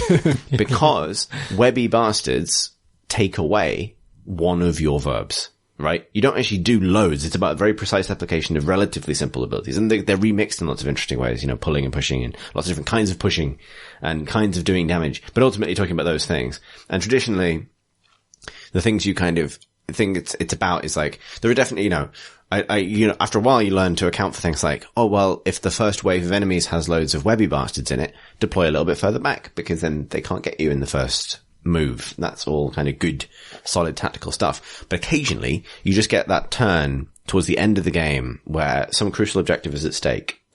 And if the webby bastards decide to go and punch random buildings, it's fine. Because you've got a healthy grid, you can take it. If they go and decide to punch an objective, it might be fine. Something crucial because you can deal with it. If all of them decide to web the same mech, depending on what else you're equipped with, you can end up with just a completely intractable issue. The campaigns I think I was having when this idea started to formulate were the Steel Judoka, which are the judo mechs, basically lots of pushing and grabbing stuff. I think they always highlight it in some ways because one of them, for example, is a mech that can grab an enemy and fling them around to the other side of them, which is very easily blocked almost by accident by the AI. You don't have a sense that the AI is doing it on purpose. It's just that, if that AI decided to fight me from this side, this solution is really obvious. Because it happens to be standing here, there's literally nothing I can do. I always get frustrated in that particular scenario because picking up a giant insect and throwing him onto another insect feels like it should be a great thing to do. Yeah, or throwing him into a mountain. Or even having the choice of throwing him into a building if it's kind of the right, you know what I mean? If it's the right choice. Given that you're allowed to push into buildings in other contexts. Yeah. And that doesn't mean the entire game falls down for me, but that's where a lot of my frustration with it was coming from. Because there were moments where it felt like I've planned as best I can. I used my rewind earlier, but now I just can't do anything. I'm fully webbed Like, and I think the thing that would solve it for me would be having enemy types come with baked in priorities. So webby guys will tend to go for mechs. Artillery bugs will tend to go for buildings. You know what I mean? But so if you know that about them, it just adds an element to the skill ceiling, which is not just solving the problem I have now, but knowing what to focus on, how to play the range game to try and massage what the AI is going to do. Because in its random generation of a new strategic puzzle, every time the AI acts, I think sometimes that doesn't necessarily throw up an interesting challenge. And I think that's one of the ways it doesn't compare favorably to FTL. Because FTL has a really solid set of internal predictable logic systems for how enemy ships work that apply differently to like crewed ships and drones or like the AI driven ships. But it meant that you have to think of like, you're still solving a strategic challenge based on like, what resources do I have? What stuff do I have available? What weapons do I have? What's the situation? How do I get out of this space battle alive? But you also know if I laser the enemy's O2 through the thing right now, I know what their crew is going to redirect their attention towards, and I can manipulate that in other ways. Whereas in Into the Breach, because you really have no control over what the AI is going to do, the AI does not behave intelligently. The AI doesn't care what you want. It doesn't focus the priority buildings necessarily. Perfect example of this is a lot of the boss battles, the end of island boss battles. You have the objective to kill the boss and protect the corporate HQ building. As far as I have ever been able to tell, the AI doesn't give a shit about either of those things. It doesn't move to protect the boss, and it doesn't move to specifically attack the HQ, which means you are kind of, some turns are just like, oh, that's a freebie. Like, it decided to fight this random building over there that I can afford to lose because I've got a good grid. And the boss is sort of charged into a position where I can easily push it into a bunch of other attacks. Or it's like, oh, they decided to attack me. I'll move one space to the right. The problem is solved. That's the thing. There's something about that seems quite inelegant to me, which is like, when you get like, my little artillery mech sat in the corner and 3 different bugs choose to target it with artillery, that I can easily step out of the way of, with no consequence, and with a single move, I can disarm 3 different enemies' attacks. Whereas in other scenarios, they choose to all target separate buildings, and suddenly I'm choosing to give up potentially half my grid. Yeah, I had a mission recently where, like, the first turn, 5 enemies targeted buildings. Like, there are 5 enemies on the map, all of them targeted buildings, none of them targeted mechs. And it's all in situations where they can't be, like, pushed out of the way. So it's just like, well, we're gonna take 2 to 3 hits here. Yeah, and that way, and that then obviously, way of surviving that is like, you prep for that mission, but like, I guess what I'm saying is you don't know that going in. Like, we were talking to John Roberts about this, or we touched on it, which is like, I think he's a very good Into the Breach player by the sounds of things and knows to pick missions that are suitable for his his squad, which is something that I've started to think about more, having heard him say that. But you can't plan for what the AI is going to do. You know what I mean? And it's because they don't have logic. They just do a thing, and then it's like, react to this. For me, that's a strength, because, like, I don't... So there was a long time ago, I went on holiday with a friend of mine, and this friend is really good at chess. Like, he's, like, extraordinarily, and Go. Like, he's a super smart. And I was really into Advance Wars, and I hate chess because it's just too fucking hard. And we had this long conversation when we were out there where he was saying, why don't you like chess, but you like this turn-based strategy? I mean, aren't they fundamentally the same kind of thing?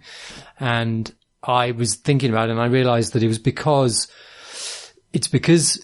it isn't as clinical. Like, the Advanced Wars just isn't as clinical as chess. Like, chess has such sort of refined perfection. Like, there is always a counter to this, and there's the possibility space is very wide, but the good moves are very, very slim, right? And that I can totally understand that's appealing to a lot of people, and it isn't to me, because I'm not that smart. And like, to think like that, I just don't have that precision kind of mind. I like Advanced Wars because you can hide behind the complexity. Like, I can hide my intelligence, I'm not that smart. I can just sort of muddle around in the kind of the mess of all the different variables that are going on. I can muddle through. That's why I like Into the Breach as well. Like,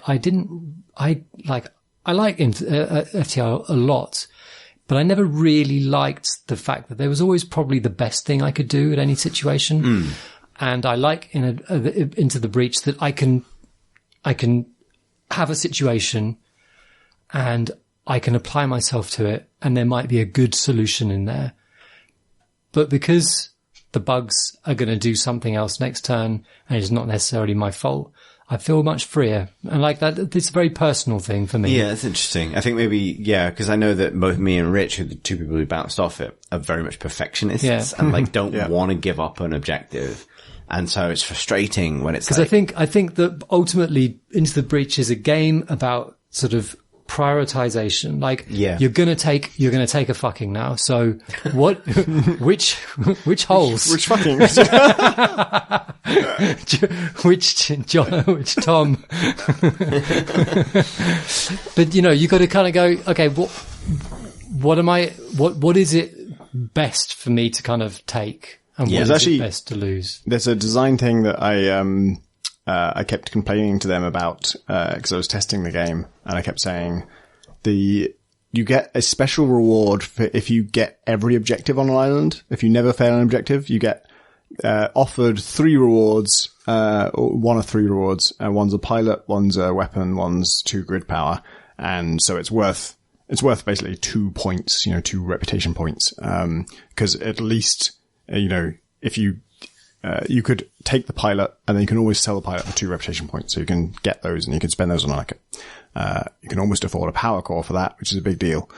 And I don't like that system because it means the optional objectives, I don't have that prioritization question. It's just always the optional objectives, no matter what. I would take 4 grid power damage instead of losing an optional objective, because if I get the optional objective, I get the whole fucking weapon. And 2 grid power is obviously not as good as losing 4 grid power, but 2 points means possibly the difference between being able to buy another power core or being able to buy another weapon, and that's the thing I really care about. That's the thing that, even if it's not the most effective thing, it probably is, but also, even if it's not the most effective thing, it's the most exciting thing. It's like, I get to change how my squad works. It would be fine if the game had like a couple of different versions of perfect. So all of the side objectives was one, but also full population survival was another that's one. A good idea, actually. Like, that would solve it as well, because it'd be like, okay, well, I'll sacrifice, because then it is back to prioritization, right? From, like, you could have, like, full population survival, every secondary objective, and never taking mech damage as the 3 things that get you a bonus reward. And it's the same reward. It's which one of those 3 They'd argue that the population thing is like, there's your end of game score, which, I think no one really cares about that, right? Like, that's not the... When I said this to Matthew Davis, his rationale for the way it currently works is the reward for getting every objective is supposed to encourage you to take less ambitious missions. So it's like, you don't take the one that gives you 2 rep stars and a power core because it's going to be really hard and you doubt yourself. And so you take the one that just gives you 1 star because if you get it, you keep your perfect reputation intact, which makes sense in theory, but I just fundamentally don't think that way. I'm a gamer. You offer me challenges and I'm like, I'll get all of them. I'll do everything. I'll just take everything and I'll win.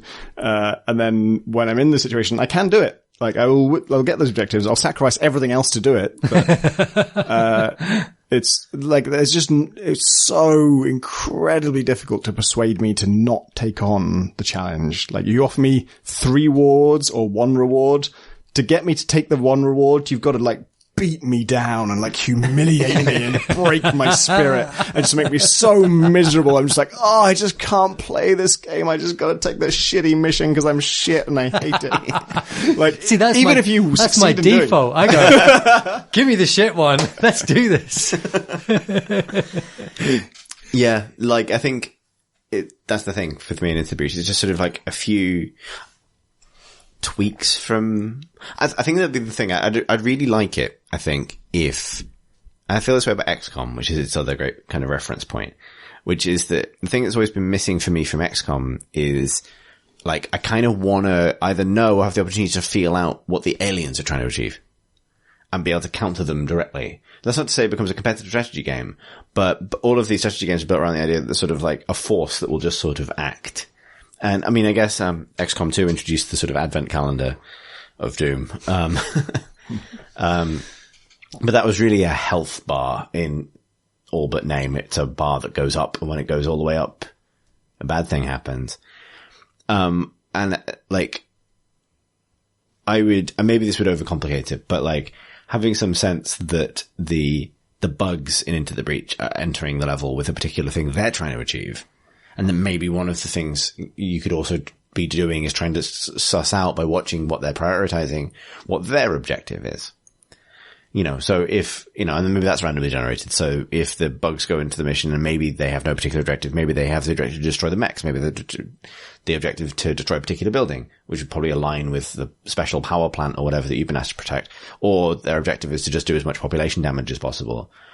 And then that would allow you to intuit something about their likely behavior. That would deepen it strategically for me without, I think, taking away from the fundamental thing of like, here's an involving strategic situation, deal with it.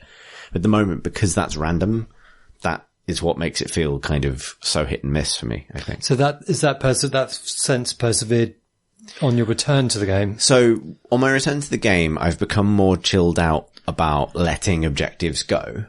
But I'm also aware that like, that's not the optimal way to play. And because of the end of island reward system, and that's quite a big deal, I agree. Like, I think that undermines the sense that sometimes the right thing to do is to let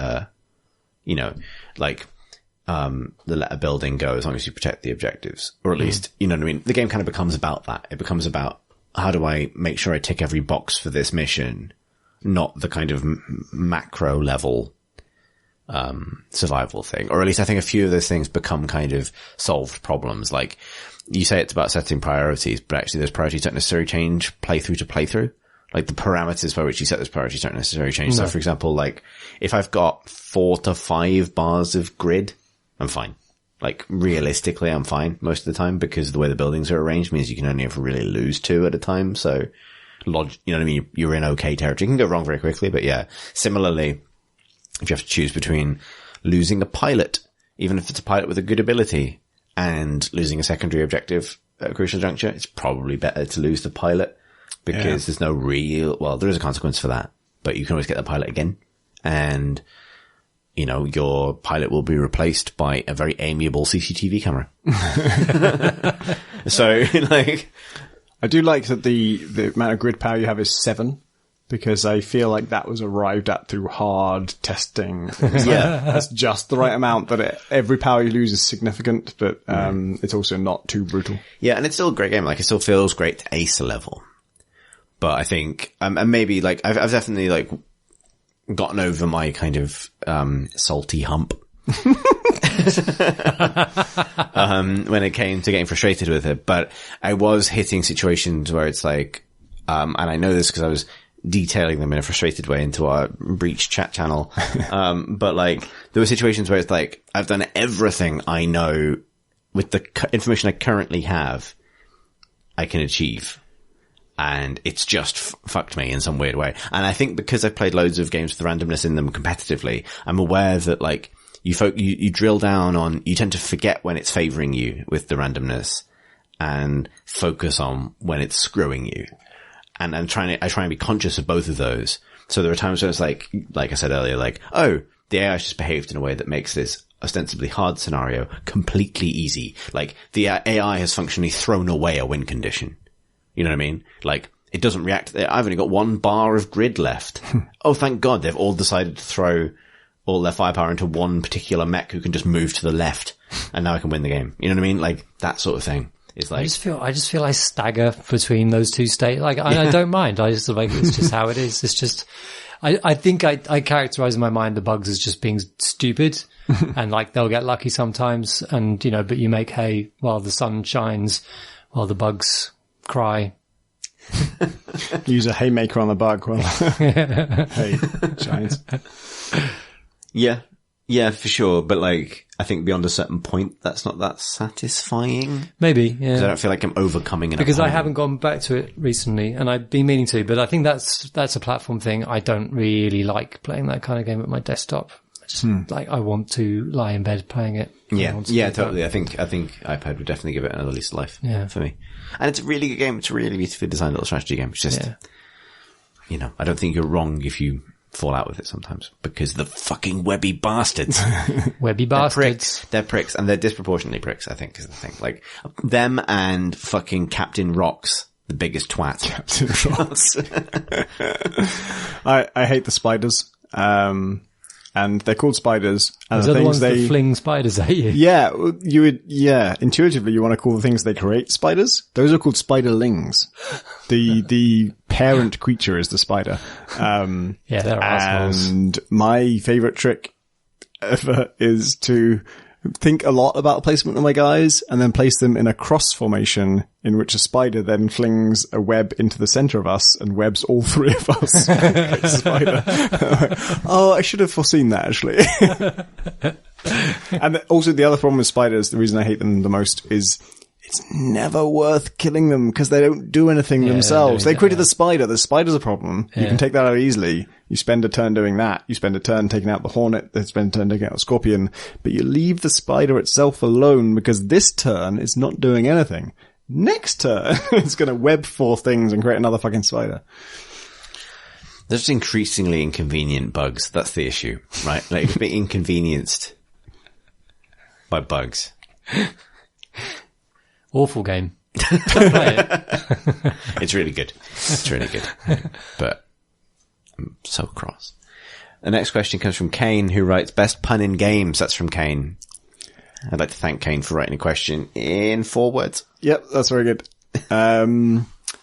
I have never played either game, but I was very impressed with Mount Your Friends 2. A hard man is good to climb.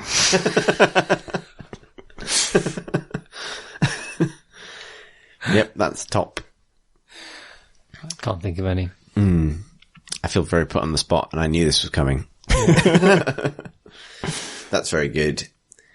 Surely, no. But why don't we? Actually, Brass Tactics is pretty good. Brass Tactics is good.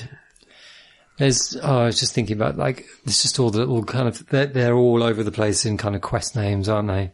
Far Cry 5's full of them as well. But the only one I can remember is Make Hope Great Again.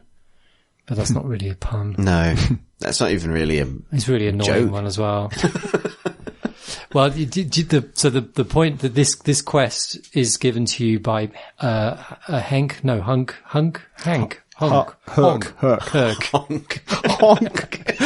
Everyone's Hello, I'm Honk. Recurring Far Cry character, Honk. Doesn't afraid of anything. He's just a friendly goose. His dad is a rampant Republican wannabe senator, and he's decided who kind of rails on his kind of veranda about stuff. And he's decided that because the cultists aren't going to vote for him because they're mad cultists, they should be thinned out so as to kind of to increase the kind of the number of proportional voters who would vote for him. So wait, are the cultists Democrats? I guess so, because it's only 2 parties. Okay, though, wow. I've got to rethink my strategy here. It's all Nader all day. So like Make Hope Great Again is basically you just kill cultists because in the same way that you do in all of the missions. So that was really annoying, but it's not in a pun. So sorry, Kane. That's all right. That isn't a pun, but it's all right. Damn.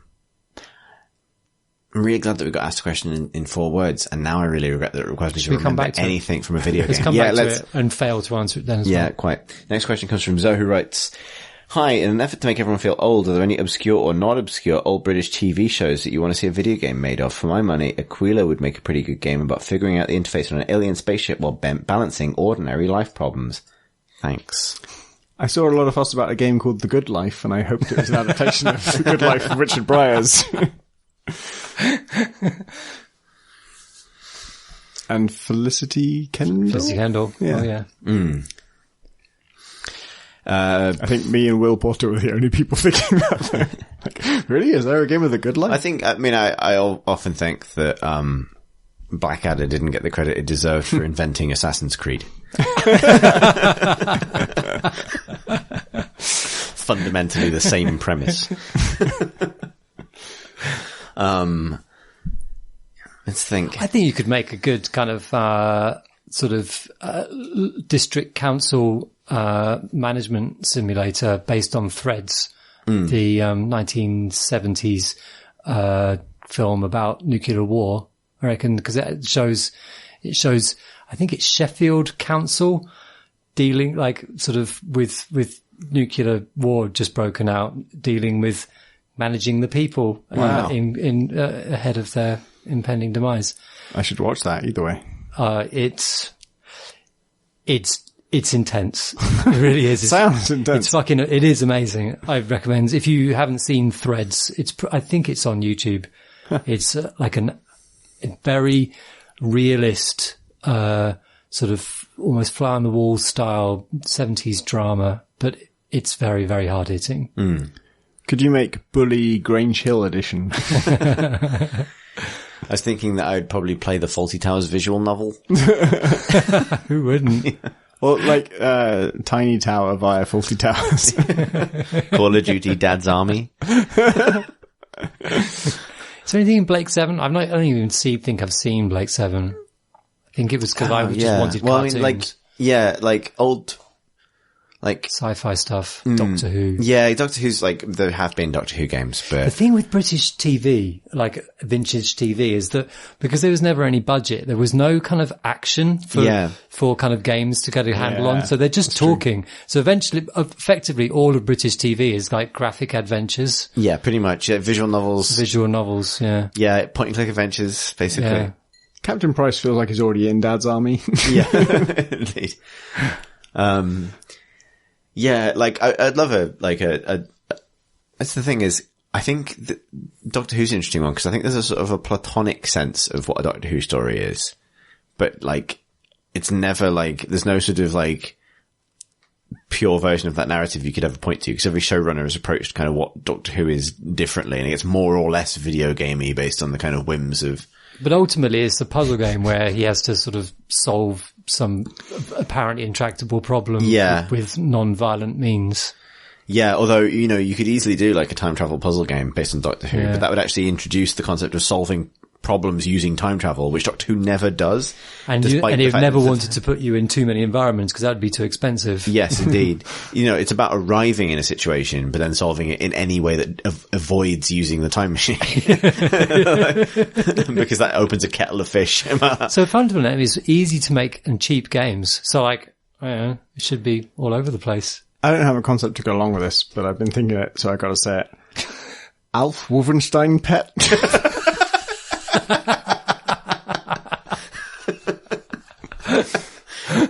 There's no substance to that. It's just, It might be the best pun in games. There we go. Answer Kane's question. Oh, good. Done. Thank you.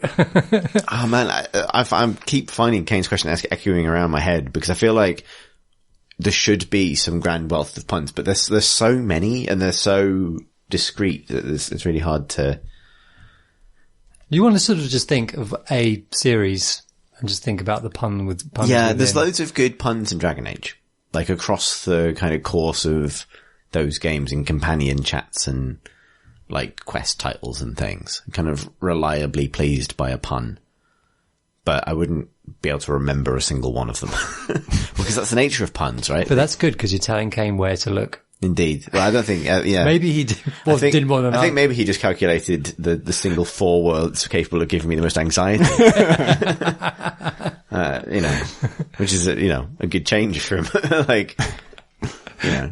500 words. Yeah, 500 word statement versus a 4 word unanswerable Omni question. It's a, it's a mixed bag. Next question comes from James, who writes, Dear Kate and Crowbar, ruins aren't exactly a rare sight in games, and I think I've crawled through more abandoned temples and fortresses than I can remember. But too often these feel a bit flat. Set dressing or obstacle courses, not places that were once lived in and functional. Which games deal with ruins well, interesting or atmospheric? What of ruins? Hang on. What of ruins? What of ruins that aren't abandoned, but lived in and repurposed? James. Well, let's do the low-hanging flute. The low-hanging Toot flute. on the low-hanging flute. Toot, toot, it's Alex's low-hanging flute. And thus, the podcast is ruined. You've done it again, Alex. Well done. Thomas, any more gin? Tell me, Alex, what is the low-hanging flute? I can't even say anymore.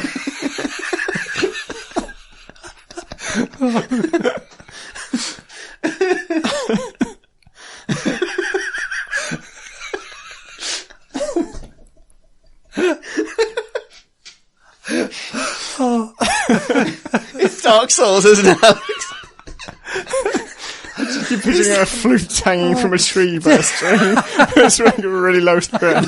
So for me, I think my head was still in the kind of old British TV space. So I just imagined it like almost like fucking Play Days or something. Like, oh, the wheel has stopped on low-hanging flute. Let's see what. Let's talk about tune. Dark Souls 15 minutes. And then just a flute comes down from the sky on a string. Like the And dove like- from above. Yeah, and then like, I don't know, like Marsh or Rich Stanton or somebody just plays it briefly and Dark Souls appears in like a wavy sort of like dreamsy. Oh, praise the sun.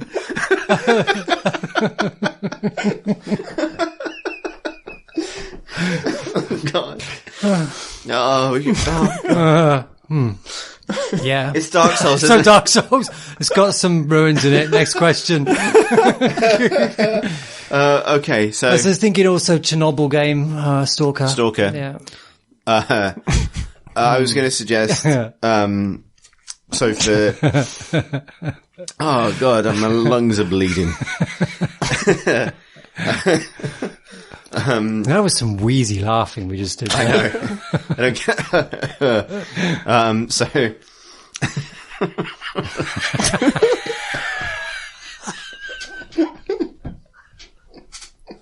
Toot, toot. That's what you play on the low-hanging flute when it arrives. It's a few short, sharp blasts. I've got an obvious take, everybody. You announce the next tweet you're going to do is really obvious. Toot toot, it's the low-hanging flute. Dark Souls is hard. But it's good as well. Oh God, I'm going to die.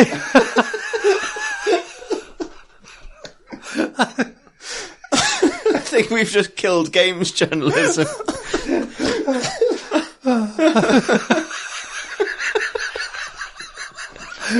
I'm sorry, everybody. Podcast. This is probably the most we would laugh since Bunver Check, so it's all Alex's It's my fault. fault as well. Oh God. All right. Oh God. That Tell me about I was going to make a suggestion Reach for the Ruin. for a game that incorporates ruins an interesting way into an extant society, which is Torment Tides of Numenera, which is very much a game about societies built up around ruins people don't really understand, That's good. because that's kind of integral to the Numenera setting. Oh boy. That's a good one. Yeah. We got there. Each of its cities, each of its little hubs are a place built around like either a forgotten piece of technology or a city that has a history that isn't accessible to its new owners, but they nonetheless live there and kind of make their own interpretation of it. I very much like that as a kind of, fantasy sci-fi adaptation of that idea. Adopt. Adolf Taylor. Shh. The other game I was going to suggest weirdly is, and it's not, I don't know if it's right for this, but I always found the Talos principle very evocative because it's ruins. And I don't know if it's deliberate or if I'm a wanker. Those are the two possibilities. Basically, so it's a puzzle game set in very familiar repeating, like almost a tile set, a kind of Greek ruin kit that is obviously just, stamped out to kind of create these puzzles. Yeah. But it's also kind of about, AI and kind of the way computers generate meaning and sort of, the sort of notion of the kind of intelligent or mindless reproduction of patterns. And those ruins remind me powerfully of old 90s Windows screensavers. Like, like the Windows 3D 95 brick maze kind of thing. And that sort of felt like both a kind of literal ruin in terms of what's being depicted, but also a kind of interesting depiction of what a digital ruin might be like. Like a sort of senseless arrangement of geometry with no kind of core. Think about that a lot. Yeah. Yeah. That's your higher flute. Yeah. Like in Portland, the same way, has kind of, it's sort of, but it uses them mostly to show time passing. And yeah, I think that ruins are just so perfect for games in that, they can evoke a place, that it has familiarity about it, that doesn't have to abide by the rules of normal society, and you don't have to build in a population of NPCs, and you don't have to, fill it with kind of believable objects that kind of, make sense. And it's sort of, but also like, people just love ruins. Like, there's, Detroit and kind of Pompeii, and, they are deeply evocative, and you can put meanings on top of them, and it's all so convenient. They're just deeply, deeply convenient. Too convenient, perhaps. I remember, liking how in Oblivion, there are dungeons in Oblivion, there are caves in Oblivion, but, when you find an elven ruin, you know what you're getting in for. And I can't remember there are some kind of like elven stones you get from them. I can't remember why they're useful. They might be like soul gems or something. But each one is hand designed, and they usually have some kind of puzzle thing. Like, it'll be something about pressure switches and water levels and weird stompy That's ceilings. Stuff that elves are into. Yeah, elf interests. Stompy ceilings, water.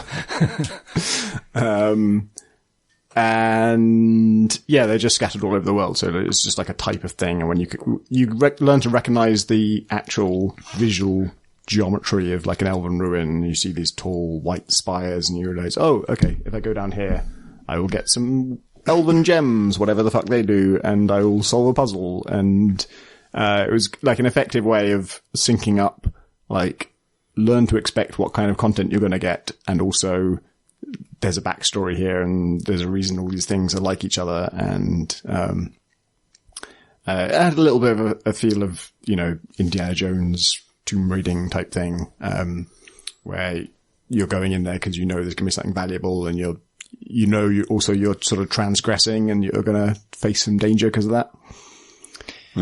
Assassin's Creed Origins actually does that well, because there's quite like an emotional heft to the idea of you being in an ancient world, but then surrounded by actual ruins of an even more ancient world that we kind of conflate. Like, it is incredibly hard to kind of conceive realistically of kind of 4,000 years ago or whatever, but then you're in this a long time ago time, and there's like even long time ago stuff. And that kind of like, there's sort of like the layers. That's how historians phrase it, yeah.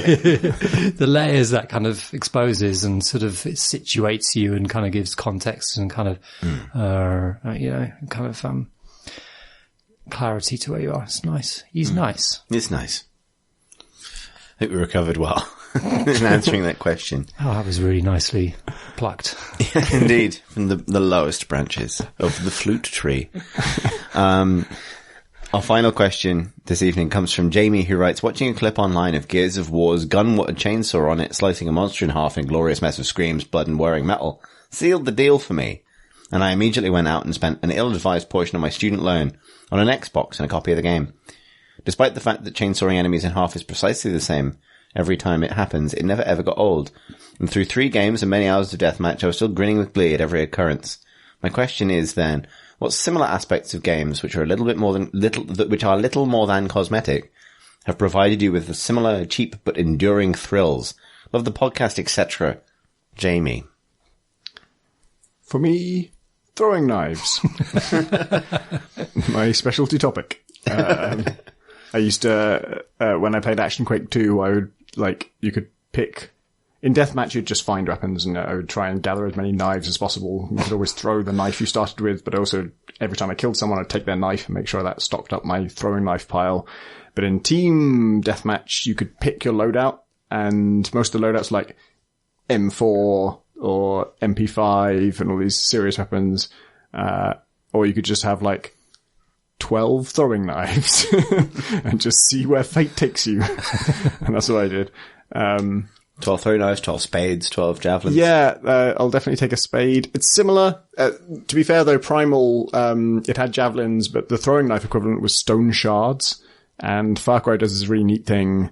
I think it's done it since Far Cry 3. And it's always been like an upgrade, and they've made it easier and easier to get hold of because it's really cool, which is when you do a melee takedown on one person, if there are other people nearby, you can like throw knives at them or throw stone shards at them. And that's, it's also like it works just as well as a melee takedown. So it's like, there are people in Far Cry Primal, if they have like a big bone mask, then you can't headshot them and they're resistant to all kinds of damage. But if you are taking down their friend and then you throw a stone shard at them, that's just always going to kill them. It's just like, because they want that to work, it's just always going to kill whoever you're attacking, no matter what their armor and what their protection. And I appreciate that. I think there's for me, it's the sort of the stealth game where you can either kill them or you can, trank them. And like, I always trank because it feels bad to kill, but the effect in the game is precisely the same broadly. Like you might get extra points for not killing people or something at the end, but fundamentally the aesthetic is you don't kill them, but the effect is the same within the level. And I think that's kind of like a cosmetic bit of dressing that kind of I can't resist. I'm a big fan of any form of shield bash. I don't know why. It's because, I mean, I imagine it wouldn't necessarily be like this, but most games that incorporate that as a kind of option for melee combat, it's good kind of chunk. It goes along with stun effects, which are often my favorite parts of any. Yeah. I mean, obviously there's a game phase, not purely cosmetic, but there's something about the way games communicate the logic of like, this person's stunned now. That, yeah. I love how the shield works in Spelunky, which is like, while you're carrying it, you're just like a solid block of level. if you walk into someone and you squish them between a wall and yourself, there's nothing that can survive that. You can just squish anything. Like, no matter how many hit points they have, it's just, well, I'm wall, that's wall, you're fucked now. Yeah, and like, obvious things for me. Like, any sense of velocity is the other thing. But that's, I guess, maybe a mechanical thing, because you can't really create a sense of velocity with having a game where you go quickly. Well, that is the cosmetic feeling that will get me to Well, there's a burnout invest. thing that apparently, in the earlier burnout games, and I'm sure that probably carries through to the later ones as well, that, when you boost, you don't get a boost, your percentage boost to your speed is nothing like what you think it is. It's like 110% or something. You know, it's like an extra 10% or something like that. But because they zoom the character, the camera like comes out zoom. and zooms forward slightly, and you get zoomy lines going around the edge. You kind of think, this is where you're going. Wow. Yeah, I'm into that. That's the way you get me. Yeah. Cool zoomy lines. Similarly, any sort of platform power up where you go a bit faster and sparkle and different music plays. Oh yeah, like just to correct myself there, no, the camera actually widens the view because it wants more peripheral stuff because it feels faster. Sorry, I should say. No, you're quite right. Well, that is all of the questions we have time for this evening. If you'd like to toot us a question, which is worth it just to make Alex make that noise, you can toot us at questions@crateandcrowbar.com.